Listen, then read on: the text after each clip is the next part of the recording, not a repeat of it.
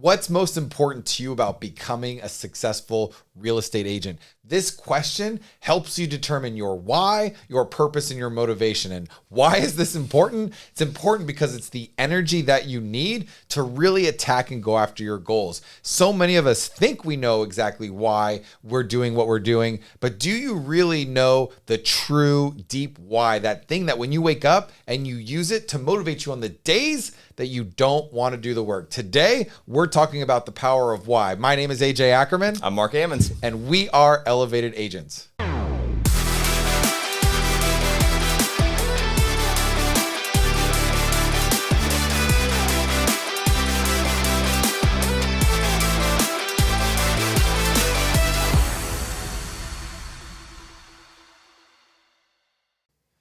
So today we have a really amazing treat, and it's really important because what's going to happen is we're going to have Marc share a story that he's never shared online before, and quite honestly, even with me or with very many people. And this story is going to help you understand the power of why, the power of when things don't go the way that you plan, and how to go back to that true purpose and to rediscover your purpose and rediscover your why.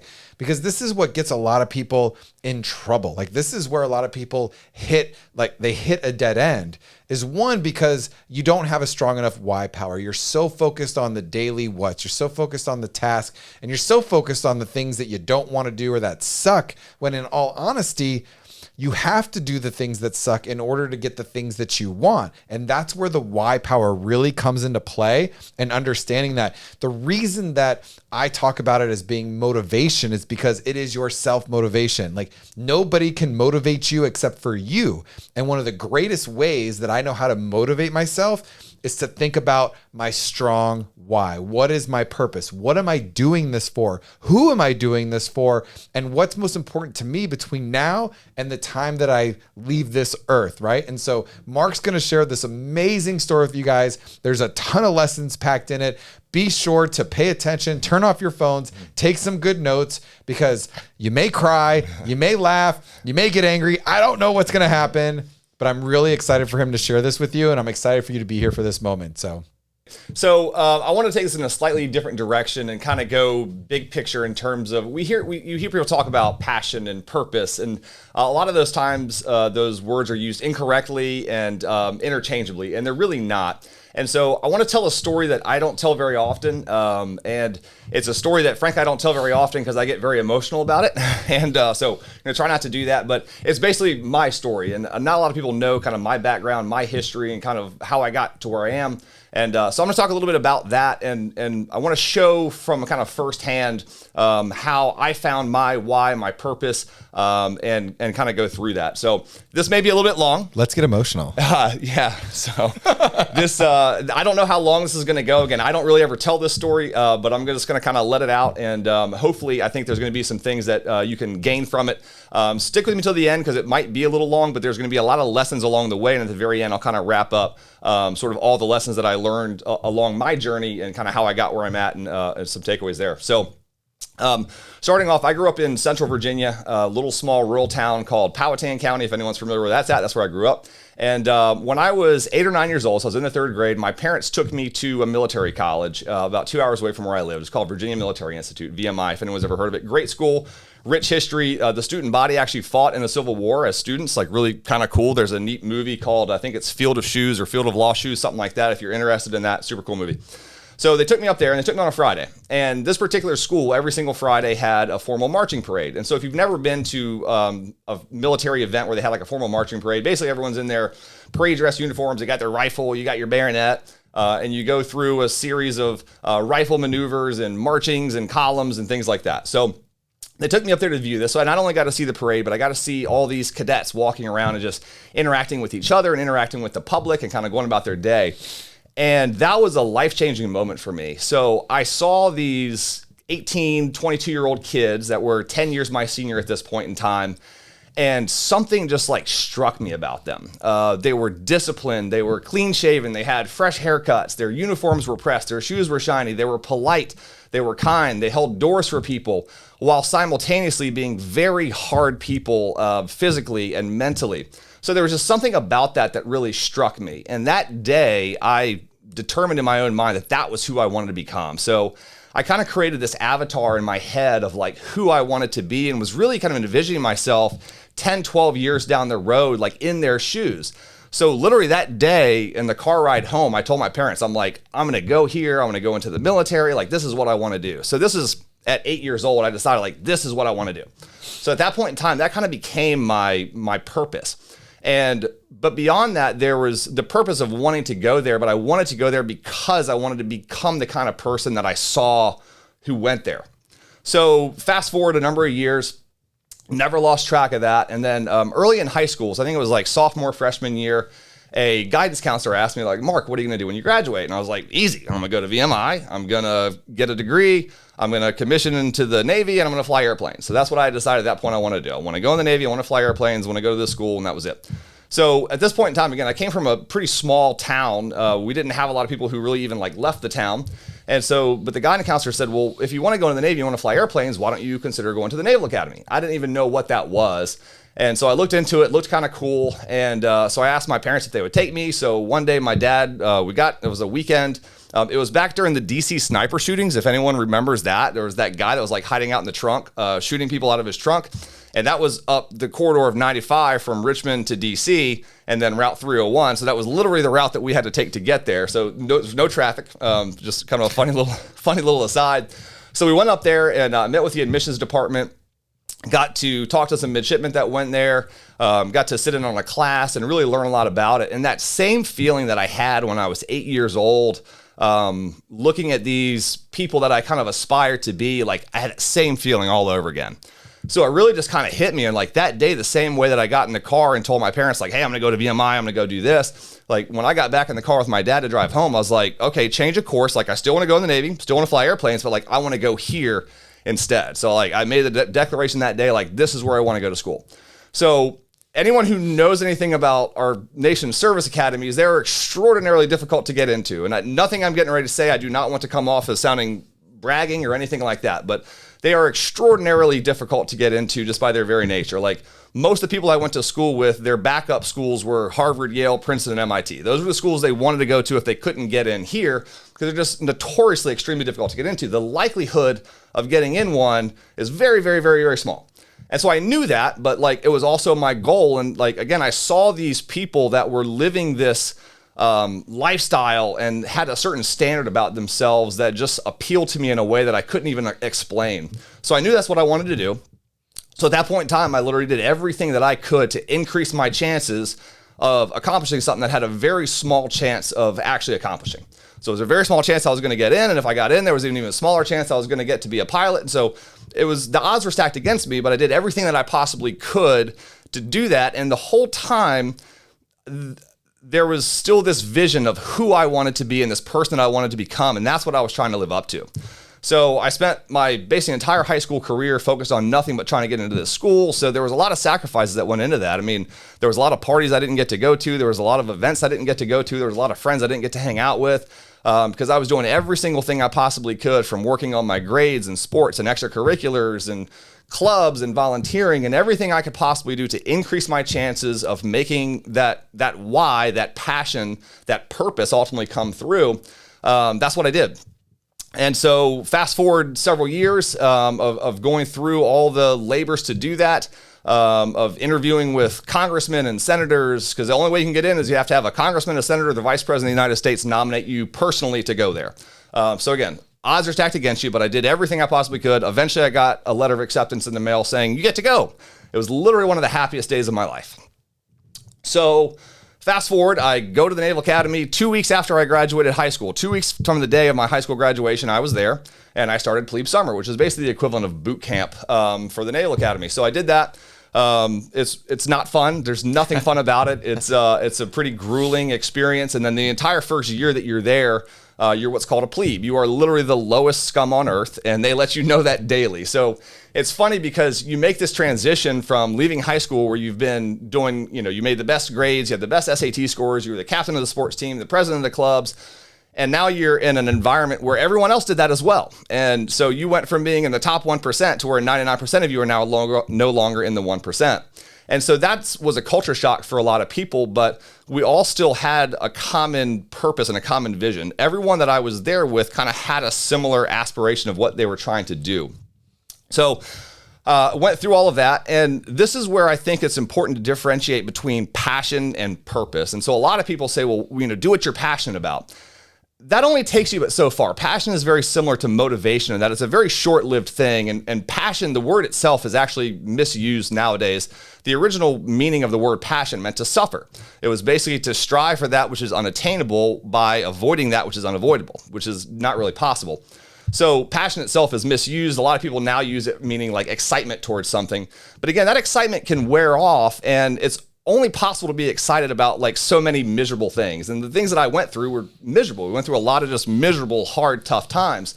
So if you're relying on being passionate about something to achieve it, I can tell you that it's probably not going to get you there. You have to have something bigger than a passion to get you where you want to be. And it really needs to be a purpose. And what I would suggest to you is that beyond just being a purpose, it needs to be the person that you want to become. Like that's, if you can anchor the avatar of the person that you want to become and the ideals that you want to live up to, it makes going through miserable, not fun, difficult, trying times that much easier. And that's whether you're in the military, whether you're a real estate agent, whatever the case is. If you can have this vision in your head of who you want to be, it makes the how that much easier. So fast forward 4 years later, I went through, not only did I get in, but again, my goal was to be a pilot. So I did everything I could possibly do to increase my chances of getting selected to be a pilot. So I did that. So fortunately, my last year, I was selected to become a Navy pilot. Graduated, one of the other happiest days of my entire life when I was done with those 4 years, and I was finally a commissioned officer in the United States Navy, and I was getting ready to start flight school. So that was awesome. So then I start flight school, and the cool thing is you, again, go from being top of the world to bottom of the totem pole. So we just graduated, start flight school.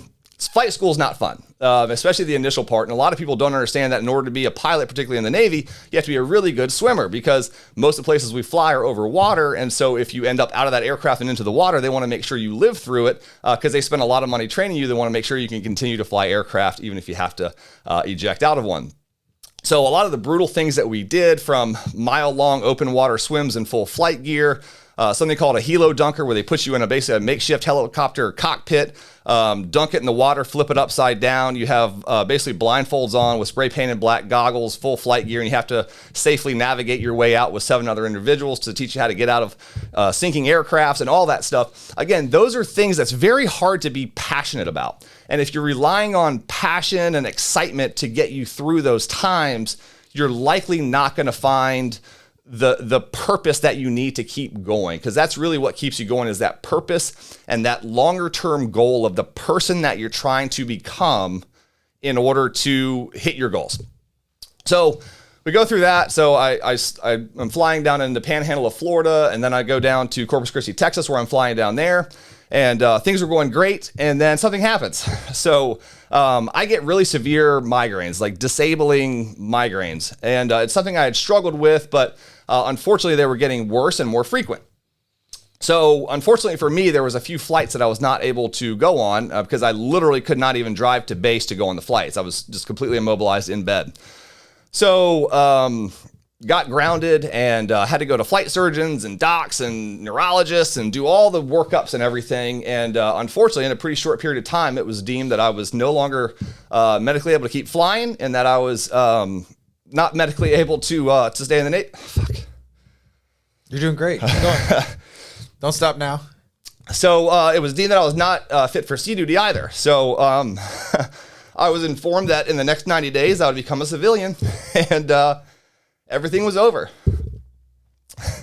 It wasn't over. No. But that... So the thing that I had basically been working on at that point in time for 2/3 of my life literally just ended. So ultimately, I was informed that in the next 90 days, I would be no longer in the Navy and I would be transitioning to a civilian. So 2/3 of my life spent working towards the same goal, and it was gone. And so I moved back home, didn't really know what else to do, and moved in with a friend of mine. We started our first business together, and I spent about, we rented a house together. It was literally a double wide trailer in the middle of a cow pasture. So we awesome. We lived on a Black Angus farm, and it was directly across the street from the house that I was actually brought home to when I was born. So it was in rural Powhatan, middle of nowhere. And that's where I lived. So we had a year lease on this house, and we started a business together. We were doing fine. But I realized that when I had attached too much of my identity to what I was doing, and I had lost track of who I wanted to be, because in my mind I had kind of like become that person. But that's something you have to continually work towards. And so I think I lasted like 8 or 9 months there, and I moved. I kept paying rent, and I got out of there because I realized that like staying in that situation was not in alignment with me becoming the person that I wanted to become. And so I moved, and I started fresh, and I got into sales, and that I kind of found passion in sales, and that was what was cool. It was something that I had kind of, I think, like an innate ability to do. When I was a kid, people always told me like, oh, you're really great at selling things. You're good at convincing people of things and, helping people. So I went into sales, and I spent the last, I guess, 12 or 14 years now. I don't even know how long it's been in sales in some capacity. And the cool thing is that throughout that, I bounced around. I've sold a lot of different things in a lot of different industries. And what I learned, and it took a while of like really, really digging deep and kind of going through a lot of the painful stuff of like sort of having that taken away from me. But what I realized that they couldn't take away was that person I was trying to become. And so that was the thing that like kind of kept me going through hard times, was like this vision of this person that I wanted to become. And that I could do that in a multitude of different ways. Like it didn't have to just be like a Navy pilot. That was the only way I could fulfill that. Like what I realized is that the person I was trying to become was someone who was disciplined and took care of themselves, their health and their fitness and their mind and their body and their relationships and everything. So what I realized is I had let what I did factor in too much to my identity. And when I came back to like what my identity really was and who I wanted to be, I realized I could do that in a lot of different capacities. And so that's what's kind of kept me going through what I do now. And so I don't actually put as much emphasis now in terms of what I do as far as that being a part of my identity. The what I do is something that I want to do, things that give me energy. I want to give me things that fulfill me. I want to give me things that allow me to help others and touch others and utilize the skills and talents that I have. But I don't put a lot of my focus on the what I do, and I continually instead put the focus on who I want to become. And so every single day, I just work a little bit harder to get closer to that ideal person that I have in my mind of who I want to be, what I want to live up to, the standards that I want to uphold, the character that I want to have, the integrity that I want to have, and all of that. And then that just gets reflected in the what I do. And so I think that's important when we talk about like purpose. And I like to, instead of purpose, I think even using like mission, like an inspired mission is a good way to kind of view like what it is that you're doing and why you're doing it. Like what's your mission? What's that inspired mission that you have that you want to accomplish? And who is that person that you need to become in order to accomplish that? And if you work every day to become a little bit closer to that person, the how will take care of itself. Like that will be reflected in what you do. If you're upholding those standards, the how will happen. So focus on who you want to become more so than what you want to become or what you want to do, because what you want to do, as I'm an example of, it can be taken away from you. You can do everything right and it can still get taken. But what people cannot take from you is who you are. Wow. I have so many like additional thoughts and questions. The one, thank you for sharing that story, because a couple of things that come up for me during this process is, have you ever wanted something so badly and been driven towards something before, do everything you can, and then something happens that's out of your control?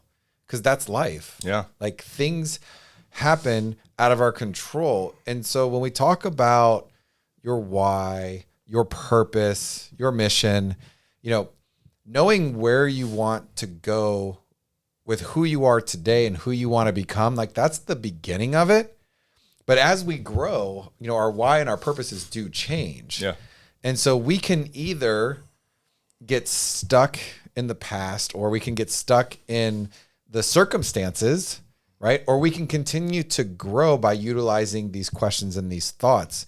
You know what's interesting is my story is nowhere near as amazing as that story, but we all have our own stories, and so just what's interesting is, and I'm gonna give you just a quick kind of aspect or complimentary version of this, is that I never graduated college. And the reason is because I never valued it. I didn't have an idea. I didn't have a mission. I didn't know who I wanted to be. I was just like trying to figure it out. And so it made sense. Like I'm listening to your story. I'm like, yeah, I didn't have a strong why back then. I was like, okay, what can I do? Where can I get a job? And I just did it. And it wasn't until I found personal development, and you had already found it. Like it wasn't until I realized that, people that accomplish goals, people that accomplish big things, people that become this amazing version of themselves, the people that you look up to, the people I look up to, that you look at and you're like, wow, like I want to feel or think or have those results. When you talk to them, you realize that they have a strong why. They have a strong purpose. And you did have an extremely strong, like that was such a great story of helping somebody understand what a strong why and purpose can do. Because a strong why and purpose can get you through military school. Like, I mean, if that's not a story, I don't know what is, because I had no interest in military school. I'll tell you that much. But like, you have to get to that place now, right? We started with this as what's most important to you about becoming a successful real estate agent. Now you can use this for any of your life. What's important to you about being a great partner? What's most important to you about being a great parent? What's most important to you, right? Like it's all those things. Yeah. The first time I did the 7 levels of why, and this probably, I haven't done it in a while, but maybe I should, was it always came down to legacy. Like, how do I want to be remembered? And it's kind of like what you said, that's kind of like a whole life kind of concept. Right. Like I want to leave a legacy. I want to help people. My why and passion is to inspire people every day. But guess what? Things happen out of our control as well. And so it's like when things don't go the way we plan or the way we want, which is probably all the time, things never go exactly the way you plan. But you can always come back to this question and this thought. You can always go back to that deep understanding of what's most important to you. Why is it so important to you?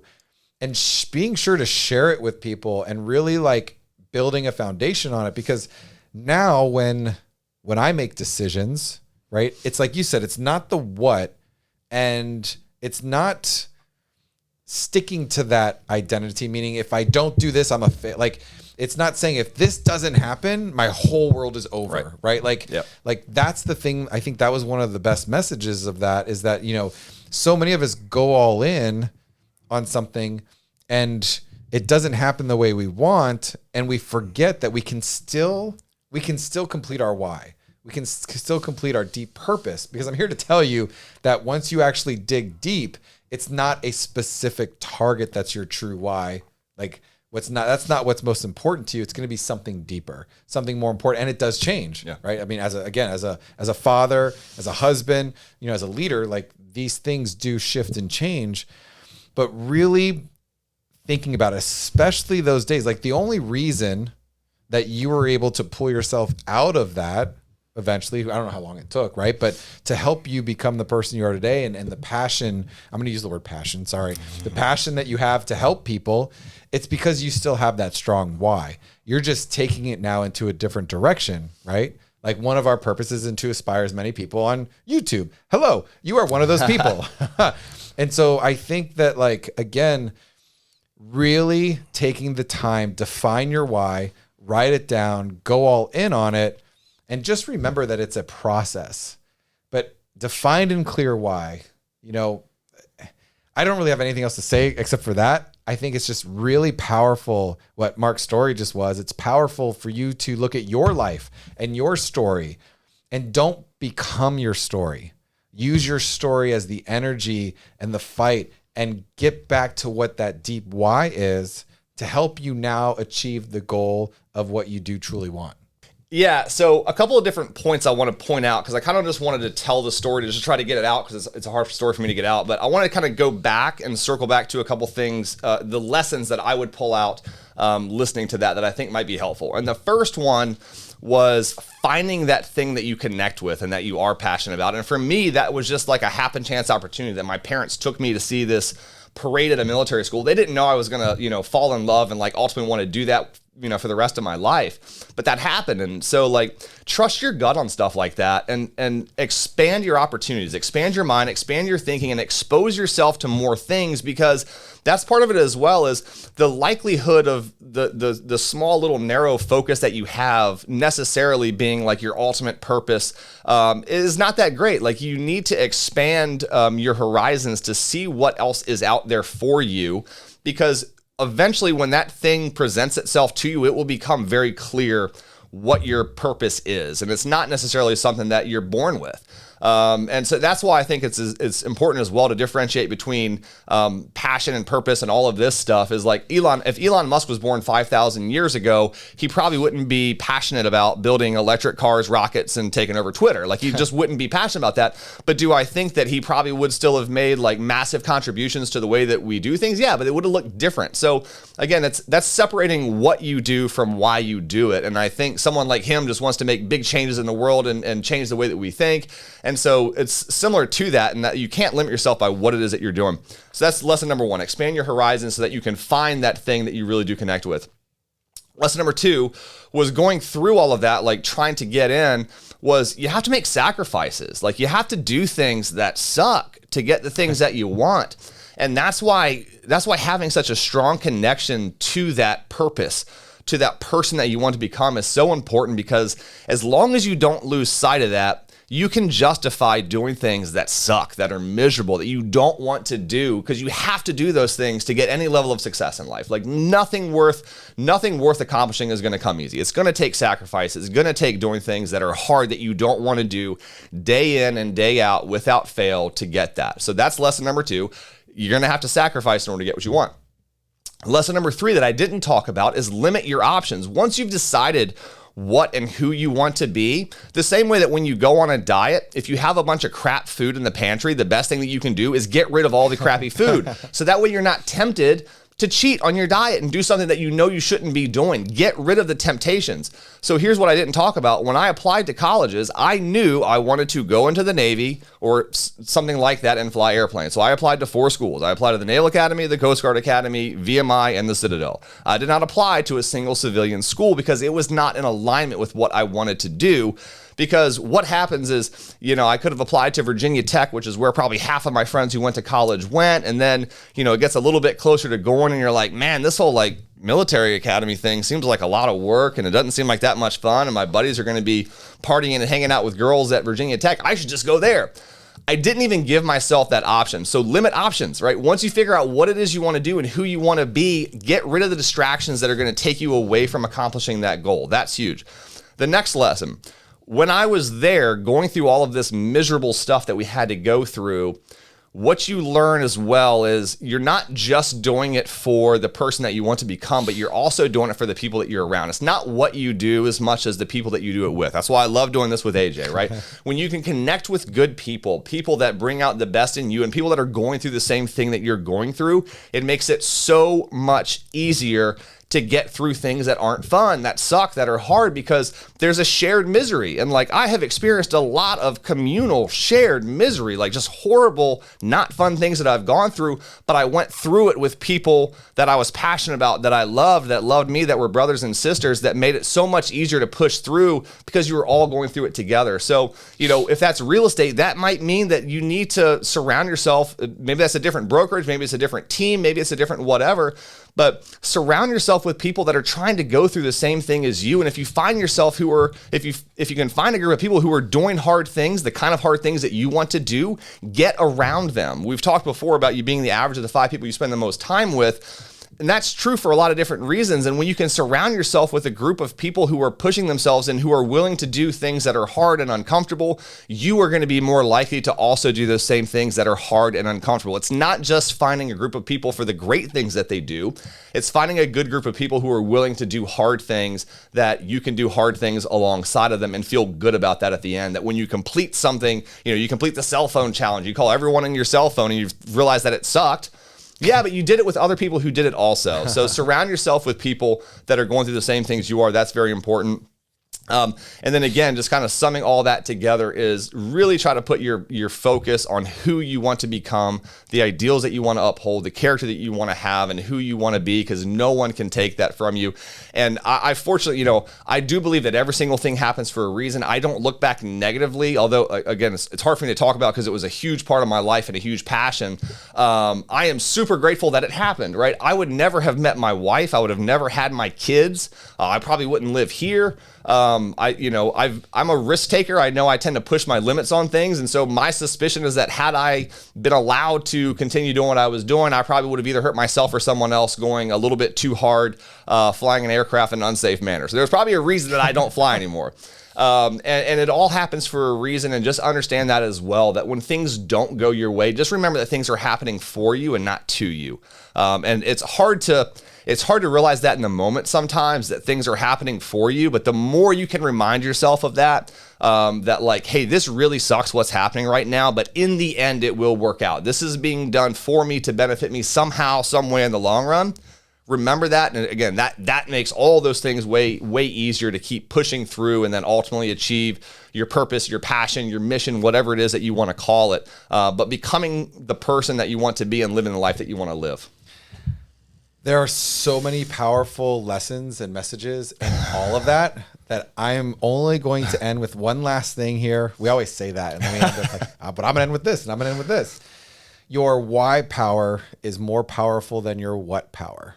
And so when your why power is strong enough, the what doesn't matter.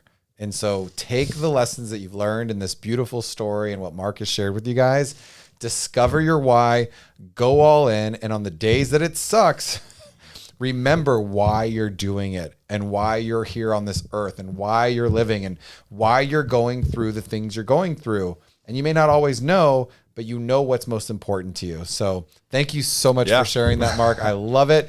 Make sure that if you guys go back and watch this again, because there was so many amazing lessons in this. And as always, we appreciate you. Thanks, guys. Thanks.